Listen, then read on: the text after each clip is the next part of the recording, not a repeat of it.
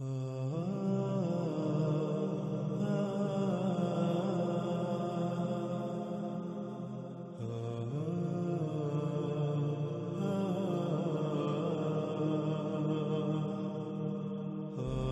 اس قسط کا موضوع ہے فتح قسطنطینیہ اور ملحمۃ الاماک یا دابق۔ دنیا میں خود کو امت مسلمہ کہلوانے والے ان دونوں موضوعات پر دو گروہ میں تقسیم ہیں۔ ان میں سے ایک گروہ کا نظریہ، جو کہ عقیدے کی حد سے کم نہیں ہے، ان کے نزدیک قسطنطینیہ کی فتح مستقبل میں رونما ہونے والے واقعات میں سے ایک ہے، اور اس کے برعکس دوسرا گروہ، جو کہ ایک بڑی تعداد رکھتا ہے، جس میں نہ صرف عربوں کی کثیر تعداد ہے بلکہ ترک اور فارسی اقوام کے نزدیک بھی قسطنطینیہ کی فتح ماضی کا قصہ بن چکی۔ اسی طرح ناظرین، بات کی جائے ملحمۃ الاماک یا دابق کی،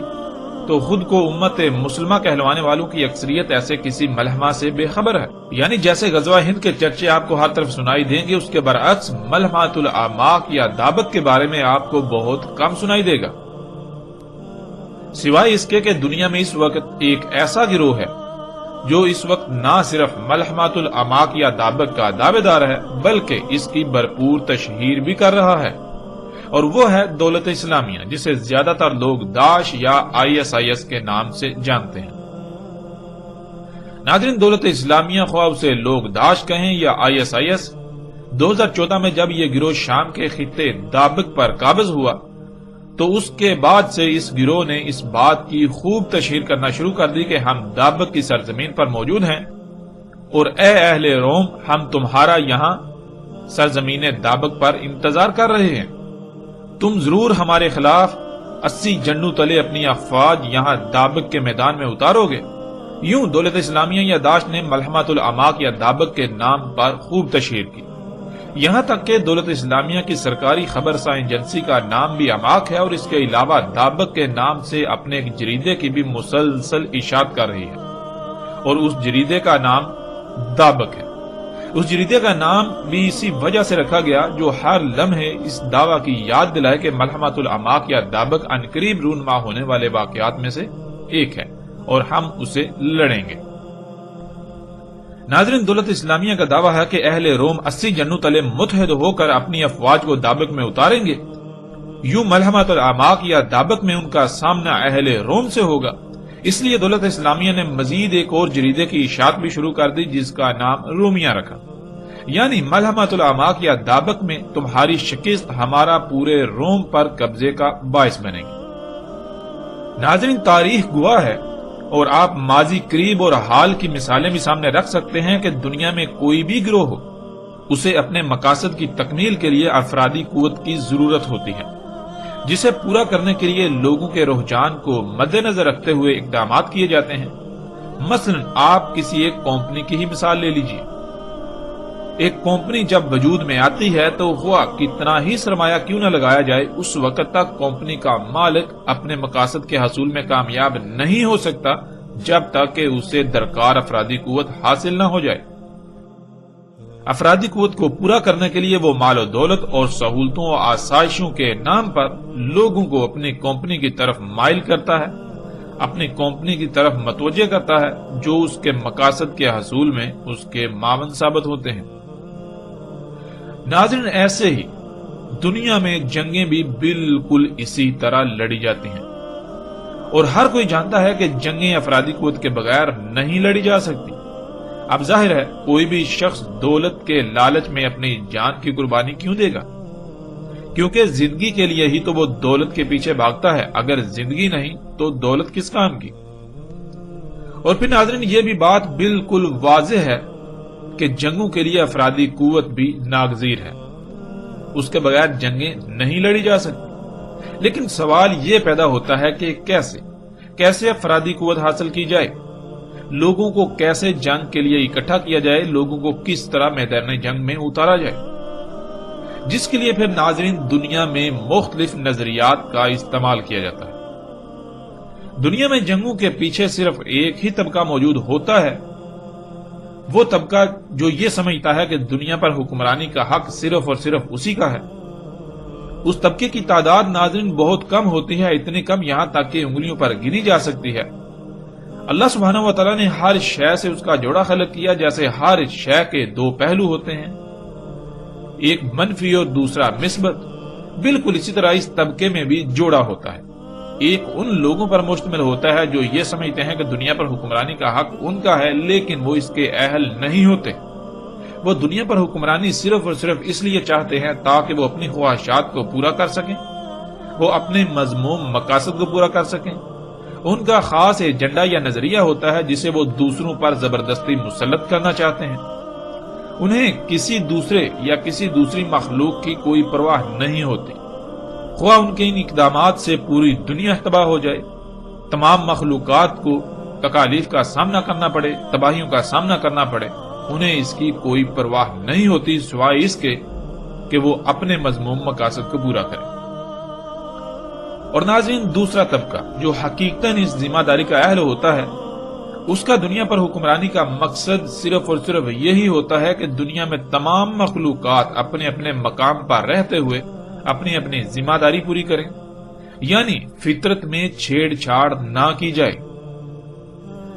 فطرت نے جس شے کا، جس مخلوق کا جو مقام طے کر دیا، ہر مخلوق کو اس کے مقام پر ہی رہنے دیا جائے۔ اگر کوئی کسی مخلوق کو اس کے مقام سے ہٹاتا ہے تو اس کو روکا جائے۔ یوں پورے کا پورا نظام ٹھیک رہے گا، دنیا کی کسی ایک بھی مخلوق کو کسی نقصان کا سامنا نہیں کرنا پڑے گا،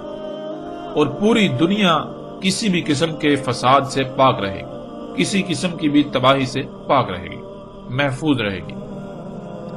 لیکن تاریخ میں اہل حق طبقہ کئی بار ناپید ہوا اور ہوتا ہے۔ جب باطل کے مقابلے پر حق ناپید ہو جاتا ہے تو پھر باطل طبقہ بذات خود دو گروہوں میں تقسیم ہو کر ایک دوسرے سے برسر پیکار ہو جاتا ہے۔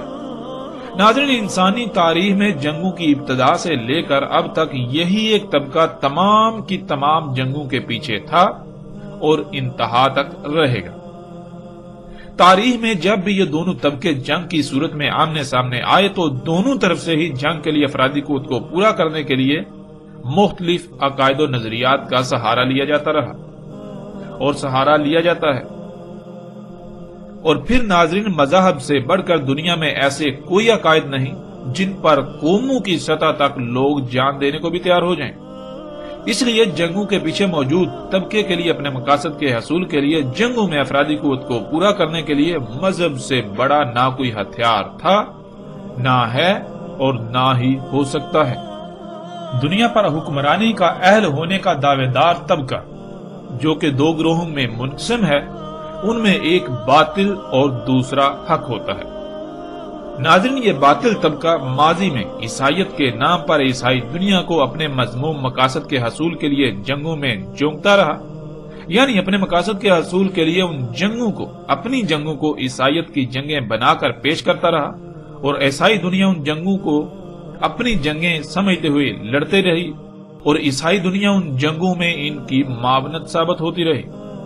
آج کے دور میں انسانوں کی جگہ مشینوں نے لے لی تو افرادی قوت پر انحصار بہت بڑی حد تک کم ہو کر نہ ہونے کے برابر رہ گیا، اور جس حد تک افرادی قوت درکار ہوتی ہے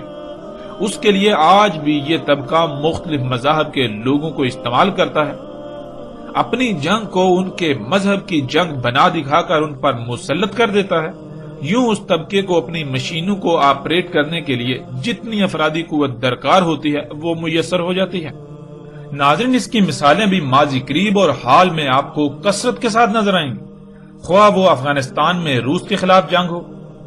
کون نہیں جانتا کہ افغانستان میں روس کے خلاف ہونے والی جنگ اصل میں امریکہ اور روس کی جنگ تھی، جسے امریکہ نے اسلام کی جنگ بنا دکھا کر مسلمانوں پر مسلط کر دیا۔ امریکہ نے عربوں، بالخصوص سعودی عرب اور پاکستان کی معاونت سے نہ صرف مسلمانوں کے ذریعے اس جنگ کو لڑا، بلکہ اس جنگ میں جیت کی صورت میں امریکہ دنیا پر واحد سپر پاور کے طور پر سامنے آیا اور پوری دنیا پر اپنا ایجنڈا سرمایہ دارانہ نظام مسلط کر دیا، جس سے امیر امیر تر اور غریب غریب تر ہو کر دنیا میں انسان دو طبقوں میں تقسیم ہو گئے، ایک طبقہ مالک اور دوسرا طبقہ غلاموں سے بھی بدتر زندگی گزارنے پر مجبور ہو گیا۔ اس کے علاوہ اس سرمایہ دارانہ نظام کی وجہ سے پوری دنیا طرح طرح کی تباہیوں کا شکار ہو چکی ہے۔ नाज़रीन, माजी में होने वाली जितनी भी जंगें हैं, वो हूं अफगानिस्तान में रूस के खिलाफ लड़ी जाने वाली जंग हो या फिर इस वक्त पूरी दुनिया में जितनी भी जंगें हो रही हैं, इनके पीछे वही एक तबका मौजूद था, है और जंगों की इंतहा तक रहेगा। नाज़रीन, जैसे बातिल कुव्वतें अपने मकासद के हसूल के लिए नागज़ीर जंगों में अफरादी कुव्वत को पूरा करने के लिए मज़ाहब की आड़ लेती हैं, मुख्तलिफ अकायद व नजरियात की बुनियाद पर अफरादी कुव्वत हासिल करती हैं, बिल्कुल इसी तरह इनके मद्दे मुकाबल इनके हरीफ भी यही करते हैं। लेकिन फर्क ये होता है कि एक तरफ बातिल और दूसरी तरफ हक होता है, या फिर हक होने का दावेदार। नाज़रीन, ऐसे ही इस वक्त दौलत इस्लामिया, जिसे दुनिया दाश या ISIS का नाम देती है, वो भी अपनी अफरादी कुव्वत को पूरा करने के लिए पूरी दुनिया को फतह करने, जजीरतुल अरब की फतह, कुस्तुनतीनिया की फतह, मलहमतुल अमाक या दाबक, गज़वाए हिंद या इसके अलावा मुख्तलिफ नारों के नाम पर लोगों को अपनी तरफ मतवज्जो और माइल करने की कोशिशें कर रही है। दौलत इस्लामिया या फिर दाश कहें या जो भी नाम दे, इसके मकासद क्या हैं, इन पर आइंदा एक साथ में इस मौजू के तहत तफसील से बात होगी। लेकिन दौलत इस्लामिया का दावा यह है कि वो हक पर है, और फिर इसके अलावा उसके दावे हैं कि वो पूरी दुनिया को फतह करेंगे, पूरी दुनिया पर इस्लाम का परचम लहराएगा, वो रोम को यानी यूरोप को फतह करेंगे, वो जजीरतुल अरब को फतह करेंगे, वो कुस्तुनतीनिया को फतह करेंगे, वो हिंद को फतह करेंगे, वो फारस को फतह करेंगे और अहले रोम के खिलाफ मलहमतुल अमाक या दाबक लड़ेंगे। और अपने इन तमाम दावाजात को मोहम्मद रसूलुल्लाह सल्लल्लाहु अलैहि वसल्लम की जात से मंसूब कर दिया जाता है कि रसूलुल्लाह सल्लल्लाहु अलैहि वसल्लम ने इन तमाम फतूहात की बिशारत दी। लेकिन हकीकत इसके बिल्कुल बरअक्स है। अपने ऐसे तमाम तर दावे मोहम्मद अलैहिस्सलाम से मंसूब करना बिल्कुल बेबुनियाद और गलत है। दौलत इस्लामी अपने दुश्मनों से जंग करे, इससे हमें कोई भी इख्तलाफ नहीं, लेकिन इसकी बुनियाद उसे न बनाए जिसका हकीकत से दूर दूर तक कोई ताल्लुक नहीं। वरना अगर यही बातिल अकायद और नजरियात और बातिल दावे ही हक होने की अलामत हैं, तो फिर इस दुनिया में कोई एक शख्स भी ऐसा नहीं मिलेगा जिसका ये दावा ना हो कि वो हक पर है। अगर उसे बातिल कहते हैं तो उसके मुखालफीन, ना कि वो खुद अपने आप को बातिल कह रहा होता है। जहां तक पूरी दुनिया को फतह करने की बात है, तो ना ही ऐसा पूरे कुरान में कहीं अल्लाह सुब्हानहू व तआला ने कहा और ना ही मुहम्मद अलैहिस्सलाम ने। हाँ, अलबत्ता अल्लाह और उसके रसूल मोहम्मद अलैहिस्सलाम से मंसूब ऐसा बहुत कुछ मिलेगा, यहां तक कि कुरान के तराजम की सूरत में भी मिलेगा, मगर अरबी मतन में इसका शायबा तक नहीं है। और आइंदा एक साथ में इस पर भी तफसील के साथ बात होगी। इसी तरह नाज़रीन, जजीरतुल अरब की फतह की बात हो, फारस की, हिंद की, कुस्तुनतीनिया की या फिर मलहमतुल अमाक या दाबक, सब मौजूआत पर तफसील के साथ बात की जाएगी। कोई एक भी मौजू नहीं रहने दिया जाएगा। लेकिन इस किस्त में हमारा मौजू है कुस्तुनतीनिया की फतह और मलहमतुल अमाक या दाबक। अब आते हैं फतह कुस्तुनतीनिया और मलहमतुल अमाक या दाबक की तरफ। रसूलुल्लाह सल्लल्लाहु अलैहि वसल्लम ने कहा, नहीं निकलेगा दज्जाल यहां तक कि फतह हो जाए कुस्तुनतीनिया। नाज़रीन, इस रवायत के हवाले से यह बात ज़हन में होना बहुत जरूरी है कि रसूलुल्लाह सल्लल्लाहु अलैहि वसल्लम ने ये अल्फाज बराह रास्त आज के इंसानों से नहीं कहे थे, बल्कि आज से 14 सदियां कबल रसूलुल्लाह सल्लल्लाहु अलैहि वसल्लम ने अपने असहाब को और उस वक्त के लोगों को कहे थे कि दज्जाल उस वक्त तक नहीं निकलेगा जब तक कि कुस्तुनतीनिया फतह ना हो जाए। यानी वो दज्जाल जो कुर्बे क़यामत साथ ज़ाहिर होना है, वो उस वक्त तक नहीं निकलने वाला जब तक कि कुस्तुनतीनिया फतह नहीं हो जाता। लेकिन इंतहाई तकलीफ दे बात यह है कि आज ऐसी तमाम की तमाम रवायात को यूं लिया जाता है जैसे आज और अभी रसूलुल्लाह सल्लल्लाहु अलैहि वसल्लम मौजूदा लोगों को ये सब कह रहे हैं, और फिर पीछे गुजरने वाली 14 सदियों को यकसर भुला दिया जाता है। हालांकि रसूलुल्लाह सल्लल्लाहु अलैहि वसल्लम ने अपनी बेसत से लेकर साथ के क़याम तक आने वाले बड़े बड़े वाक़यात को बहुत ही मुख्तसर अल्फाज में बयान किया। جن میں دجال کے خروج کے بارے میں کہا تھا کہ دجال کا خروج فتح قسطنطینیہ کے بعد ہوگا، نہ کہ اس سے پہلے۔ اس سے یہ بات بھی واضح ہو جاتی ہے کہ جو لوگ محمد علیہ السلام کی ذات پر یہ بہتان باندھتے ہیں کہ محمد علیہ السلام اس لڑکے کو دجال سمجھ رہے تھے جو یہودیوں کے ہاں پیدا ہوا، اسی طرح اصحاب رسول ابن سیاد کو دجال سمجھتے تھے۔ تو ناظرین، سوال یہ پیدا ہوتا ہے کہ ایسا کیسے ہو سکتا ہے کہ ایک طرف خود محمد علیہ السلام یہ کہہ رہے ہیں کہ وہ یعنی دجال قسطنطینیہ کی فتح سے پہلے نہیں نکلے گا، اور پھر اپنی اس بات کا رد کرتے ہوئے قسطنطینیہ کی فتح سے صدیوں پہلے اس وقت کسی کو وہ وہی دجال سمجھ رہے ہوں جس کا خروج قرب قیامت الساعۃ ہونا تھا؟ ایسا قطعا نہیں ہو سکتا۔ اور ہاں، ابن سیاد کو دجال کہا گیا، لیکن اس سے وہ دجال نہیں کہا گیا جس کا خروج قرب قیامت الساعۃ ہونا تھا، بلکہ وہ ان دجالوں میں سے تھا جنہوں نے انسانوں میں سے ہونا تھا، جنہوں نے قرب قیامت الساعۃ نکلنے والے دجال سے پہلے آنا تھا۔ ناظرین، اب آتے ہیں قسطنطینیہ کی فتح کی طرف۔ اس سے پہلے کہ قسطنطینیہ کی فتح پر بات کی جائے، پہلے یہ جان لیتے ہیں کہ قسطنطینیہ ہے کیا۔ ناظرین، اس شہر کی بنیاد 667 قبل مسیح یعنی عیسیٰ ابن مریم علیہ السلام کی پیدائش سے 667 سال پہلے رکھی گئی۔ اس شہر کی بنیاد رکھنے والے یونانی تھے، اور انہوں نے اس وقت اس شہر کا نام بازنطین رکھا۔ 330 عیسوی میں یہ شہر رومی سلطنت کا حصہ بنا، اور اس وقت کے رومی بادشاہ نے اس شہر کی توسیع کا منصوبہ بنایا۔ یوں اس شہر کی توسیع کے ساتھ ساتھ اس کا نام بھی بدل کر اس وقت کی رومی سلطنت کے سربراہ کونسٹینٹائن کے نام پر کونسٹینٹائن اوپل رکھا، جسے ترکش میں قسطنطینیہ اور اسی وجہ سے عربی میں بھی قسطنطینیہ کہا جاتا رہا۔ 1453 عیسوی میں اسلامی ریاست خلافت عثمانیہ کے ہاتھوں فتح ہونے کے بعد اس کا نام اسلام بول رکھ دیا گیا۔ 1923 عیسوی میں خلافت عثمانیہ کے خاتمے کے بعد اس کا نام اسلام بول سے بدل کر استنبول رکھ دیا گیا، اور آج تک اسی نام سے جانا اور پہچانا جاتا ہے۔ اس وقت یہ جدید ترکی کا بہت ہی اہم اور ایک بڑا شہر ہے۔ ناظرین، اب سوال یہ پیدا ہوتا ہے کہ کیا قسطنطینیہ فتح ہو چکا یا پھر مستقبل میں ہوگا؟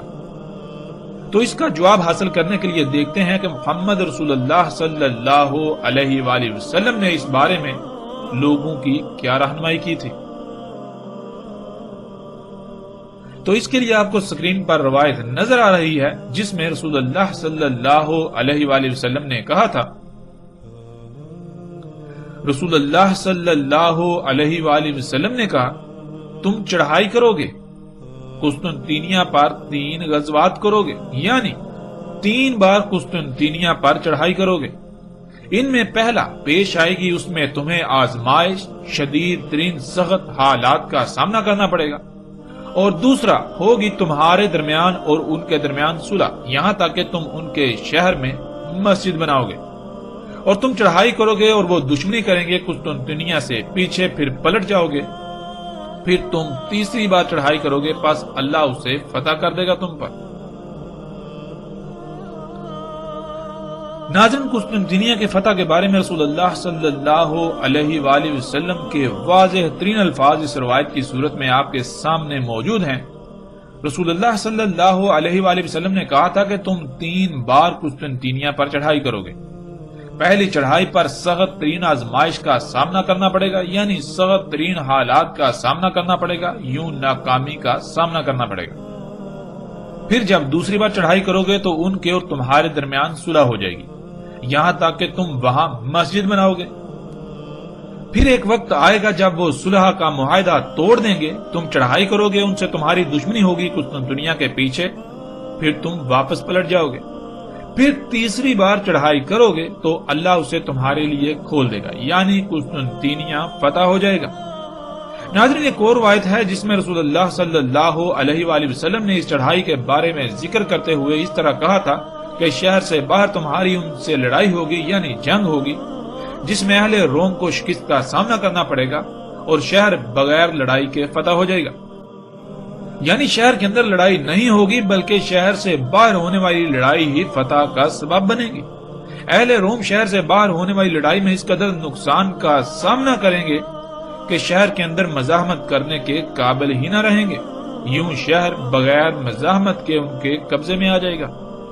اب ناظرین، سوال یہ پیدا ہوتا ہے کہ کیا ماضی میں ایسا واقعہ پیش آ چکا یا پھر آئندہ مستقبل میں پیش آئے گا؟ تو اس کا جواب بالکل واضح ہے۔ اگر بات کی جائے تاریخ کی تو تاریخ میں بالکل ویسا ہی ہو چکا جیسا کہ رسول اللہ صلی اللہ علیہ وآلہ وسلم نے کہا تھا۔ اسلامی ریاست کی طرف سے قسطنطینیہ کے لیے 3 غزوات کیے گئے، یعنی 3 بار چڑھائی کی گئی، جن میں پہلا غزوہ یعنی پہلی چڑھائی سن 54 ہجری 674 عیسوی میں معاویہ بن سفیان کے دور حکومت میں کی گئی، جس میں شدید ترین نقصان اور سخت ترین حالات کا سامنا کرنے کے ساتھ ساتھ ناکامی کا سامنا کرنا پڑا۔ پھر دوسرا غزوہ یعنی قسطنطینیہ پر دوسری بار چڑھائی سن 98 ہجری 717 عیسوی میں کی گئی، جس میں رومیوں کے ساتھ صلح ہو گئی، لیکن رومیوں نے معاہدہ خلافی کی، جس وجہ سے اسلامی ریاست کی طرف سے قسطنطینیہ کا رخ کیا گیا،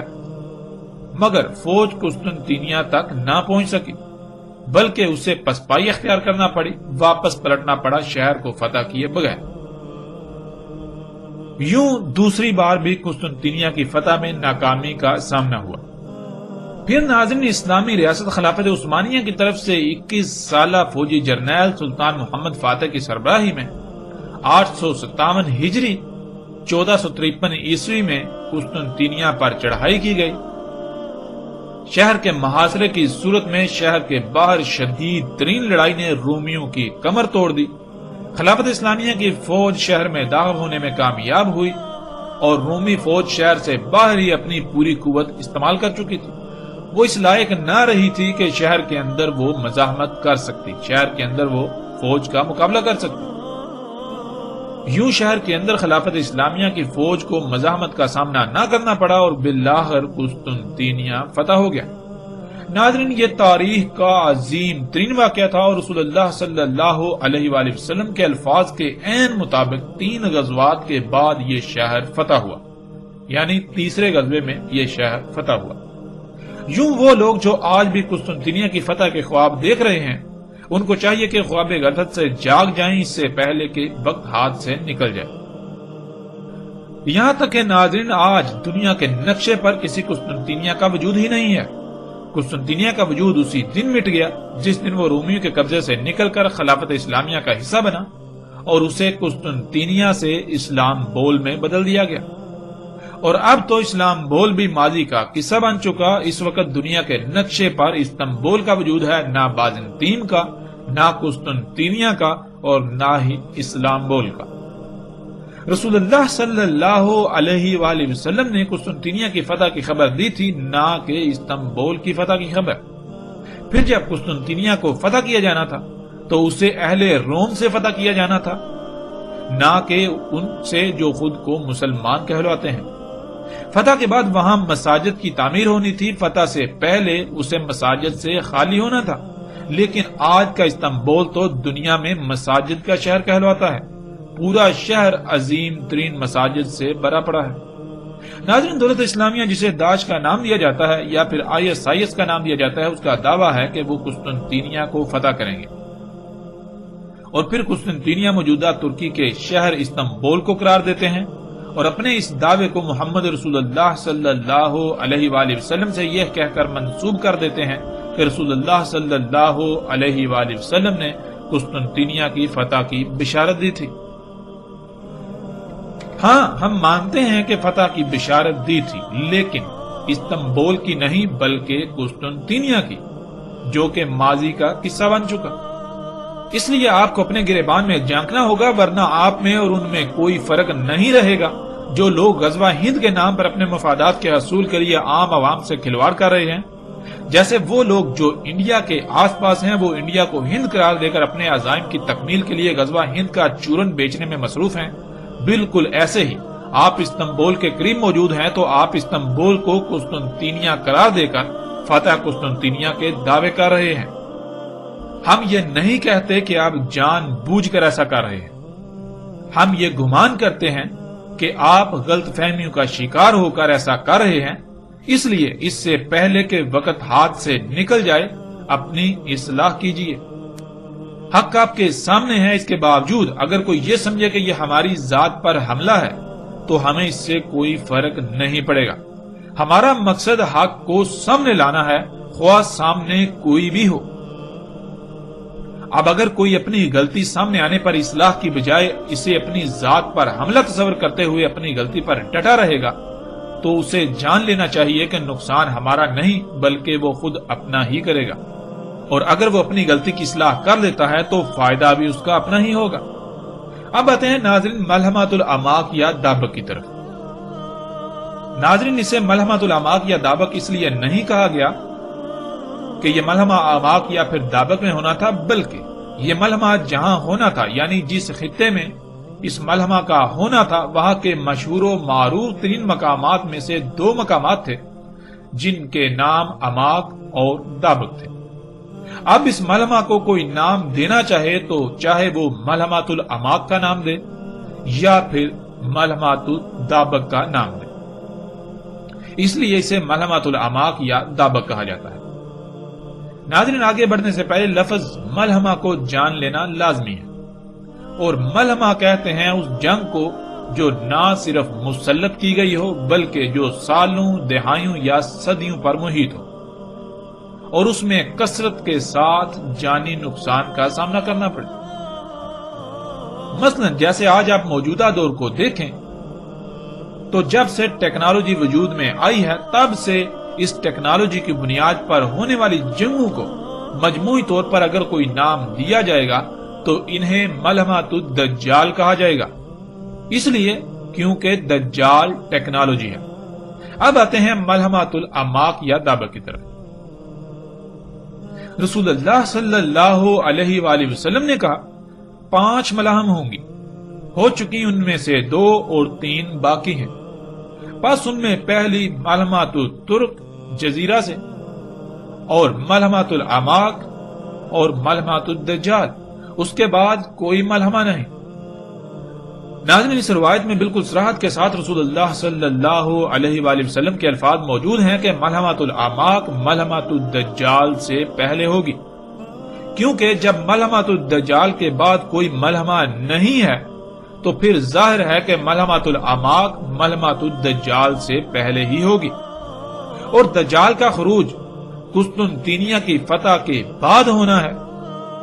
تو اس سے یہ بات بھی بالکل کھل کر واضح ہو جاتی ہے کہ ملحمۃ الاماق یا دابق فتح قسطنطنیہ سے پہلے ہونی تھی، نہ کہ اس کے بعد۔ پیچھے ہم یہ بات جان چکے ہیں کہ قسطنطنیہ کی فتح تو ماضی کا قصہ بن چکا، تو پھر بلا شک و شبہ ملحمۃ الاماق یا دابق بھی ماضی کا قصہ بن چکی۔ اب کوئی ملحمۃ الاماق یا دابق نہیں ہونے والی، یعنی ظاہر ہے جب ملحمۃ الاماق یا دابق ملحمۃ الدجال سے پہلے ہونی تھی، ملحمۃ الدجال کے بعد کوئی ملحمہ نہیں، اور دجال کا خروج ہونا تھا قسطنطنیہ کی فتح کے بعد،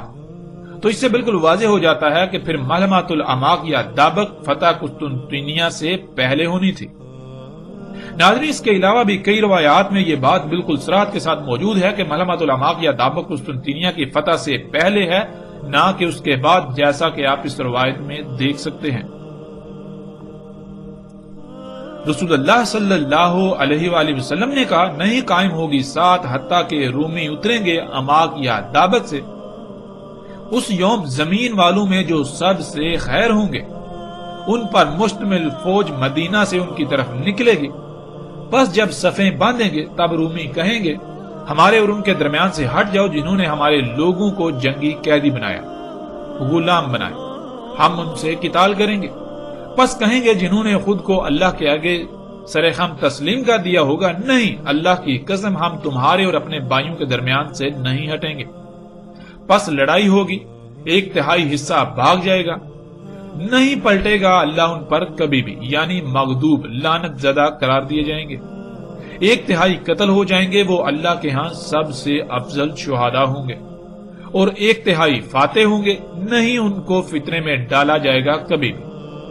پس وہ قسطنطنیہ کو فتح کر لیں گے، پس اس کے درمیان تقسیم کریں گے مال غنیمت کو، اور تحقیق وہ اپنی تلواریں زیتون سے لٹکائیں گے، تب شیطان کی آواز ہوگی کہ بے شک مسیح تمہارے پیچھے تمہارے اہل و عیال میں نکل چکا، پس وہ نکلیں گے تو وہ باطل ہوگا۔ پس جب شام پہنچیں گے یعنی غزوہ قسطنطنیہ کے بعد شام میں ملحمہ ہوگا تب ان کے درمیان نکلے گا۔ وہ قتال کی تیاری کر کے صفیں باندھیں گے۔ جب صلاۃ قائم کریں گے پس اتریں گے عیسیٰ ابن مریم علیہ السلام، پس جڑ ہوں گے ان کی۔ پس جب اللہ کا دشمن دیکھے گا تو پگھلے گا ایسے جیسے پانی میں نمک پگھلتا ہے۔ پس اگر اسے چھوڑ بھی دیتے تو پگھل جاتا یہاں تک کہ ہلاک ہو جاتا، اور لیکن قتل کرے گا اسے اللہ اپنی قوت سے۔ پس انہیں دکھا دے گا اس کا خون عیسیٰ ابن مریم علیہ السلام کی حربت پر۔ ناظرین، اس روایت میں بالکل واضح صراحت کے ساتھ یہ الفاظ موجود ہیں کہ ملحمۃ الاعماق یا دابق فتح قسطنطنیہ سے قبل ہوگا نہ کہ اس کے بعد۔ اور اسی ملحمہ کے بارے میں رسول اللہ صلی اللہ علیہ وآلہ وسلم نے فرمایا تھا کہ اہل روم 80 جنڈوں تلے آئیں گے اور ہر جنڈے تلے 12,000 سپاہی ہوں گے، یعنی اہل روم تقریباً 9,60,000 کی تعداد کے ساتھ حملہ ور ہوں گے، جیسا کہ آپ اس روایت میں دیکھ سکتے ہیں۔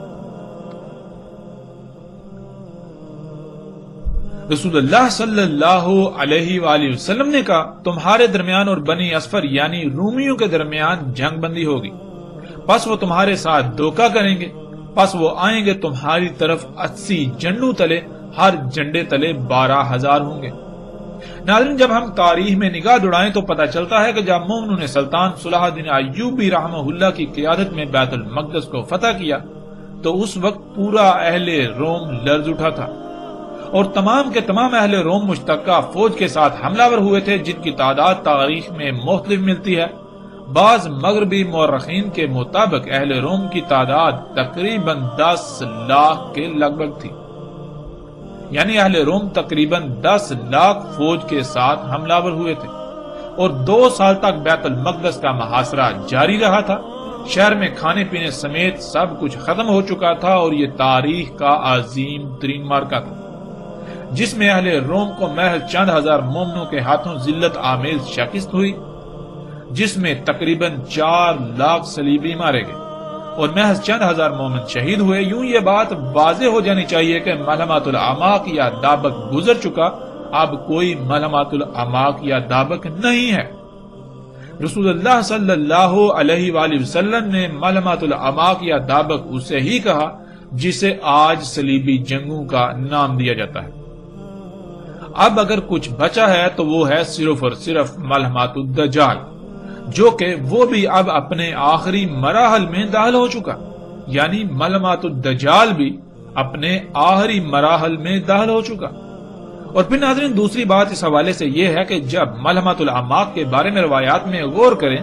تو ملحمۃ الاعماق یا دابق کی تفصیلات میں رسول اللہ صلی اللہ علیہ وآلہ وسلم کے الفاظ صراحت کے ساتھ موجود ہیں، جن سے صاف واضح ہوتا ہے کہ ملحمۃ الاعماق یا دابق گھوڑوں پر سوار، تیروں، تلواروں اور نیزوں وغیرہ سے ہونا تھا، جس میں شدید ترین خون بہنا تھا۔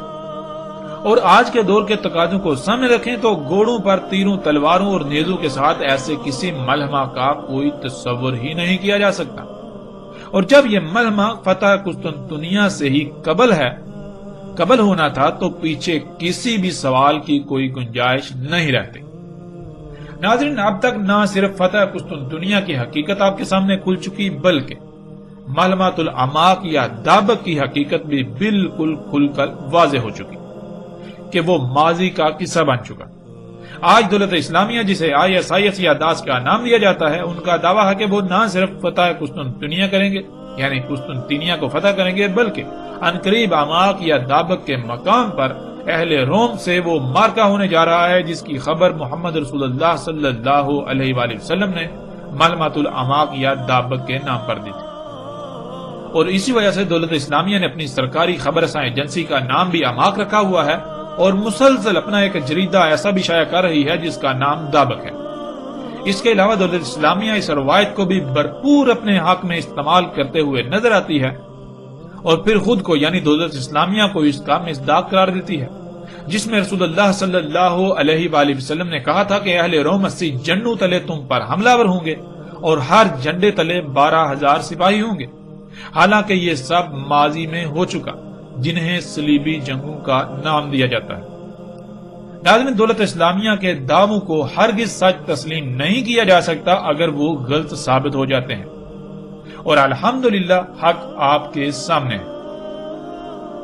ان تمام لوگوں کو سوچنا ہوگا جو دولت اسلامیہ سے منسلک ہیں، اور دولت اسلامیہ کے امراء کو بھی اپنے گریبان میں جھانکنا ہوگا کہ اگر وہ واقعتاً حق کے طالب ہیں تو پھر انہیں اپنے عقائد و نظریات پر نظر ثانی کرنے کی ضرورت ہے۔ بہتر یہی ہے کہ وہ نہ ہی خود کو دھوکے میں مبتلا رکھیں اور نہ ہی ایسے نعروں کی بنیاد پر دوسروں کو دھوکے میں مبتلا کریں۔ ہمارا حق کو سامنے لانا اگر آپ کو ناگوار گزرتا ہے اور آپ حق کے سامنے آنے کو اپنی ذات پر حملہ تصور کرتے ہیں تو جان لیجئے نقصان ہمارا نہیں بلکہ نقصان آپ کا اپنا ہی ہوگا۔ تصوراتی اور دیو مالائی کہانیوں سے باہر نکل کر حق کو پہچاننے کی کوشش کریں اور حق کو تھامیں، اس سے پہلے کہ دیر ہو جائے۔ اس وقت دنیا میں جو لوگ ٹیکنالوجی کے خلاف ان باطل قوتوں سے لڑ رہے ہیں، حقیقتاً وہ ملامت الدجال لڑ رہے ہیں۔ اس لیے جبکہ آپ ملامت الدجال لڑ رہے ہیں